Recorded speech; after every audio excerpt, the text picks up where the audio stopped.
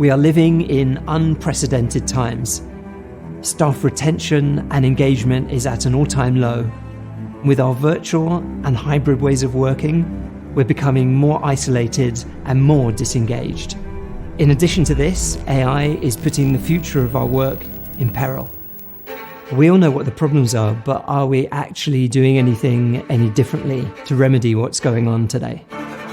We're always looking for the next best thing, but actually the answers lie in what's been done for thousands and thousands of years. If we really want to move forwards, we need to relearn what we've forgotten. You know me. When I hear about anything that's good, I love to share it. So welcome to Super Soul Sessions, Doug, Manuel. Doug, come on out.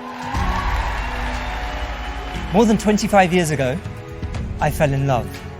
I fell in love with a drum. But it wasn't just any kind of drum. I fell in love with the djembe. And the feeling was so strong that I left my job at the BBC, where I was producing documentaries, to travel to West Africa to study the music. But little did I know at that time that I wasn't there just to study music. I was studying community. I was studying the people.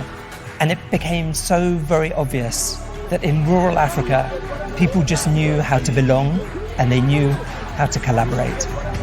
We always want to learn from experts. So if we are going to learn to engage and collaborate and work together, we need to look to the rural communities of the world that do that as their way of surviving. After 25 years of traveling and living in Africa, I've discovered that we've really lost touch with our shared humanity, particularly in our digital age. When we think about technology, we think about something that's digital. But of course, even one of these is technology.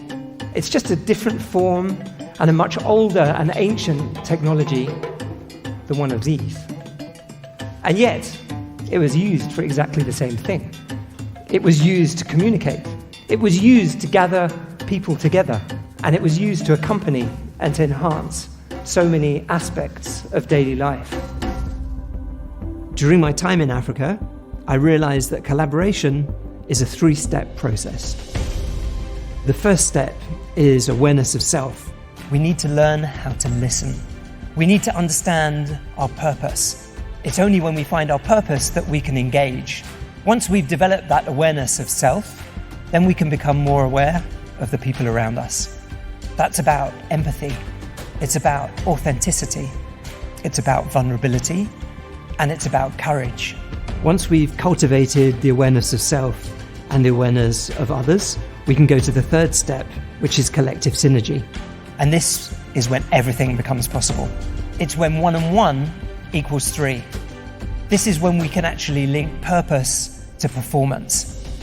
And this is when we can do extraordinary things and create positive change together. Business has to be used today as a force for good, which is why I started my not-for-profit Lighting Up Lives, so that all the people that you meet during my keynote, their families and communities, benefit as well. Hello, Doug. I see you have a lot of friends with you. Hello to everyone. We learn not by being told what to do, but by actually doing and having an experience. Rhythm must be felt.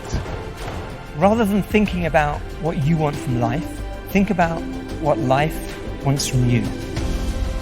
My keynotes are entirely different because we go back to the source. We go back to the cradle of humanity, we go back to Mother Africa, and we have a lived experience of what collaboration is all about, so that your organization is moved to action with a message that is critical for our time.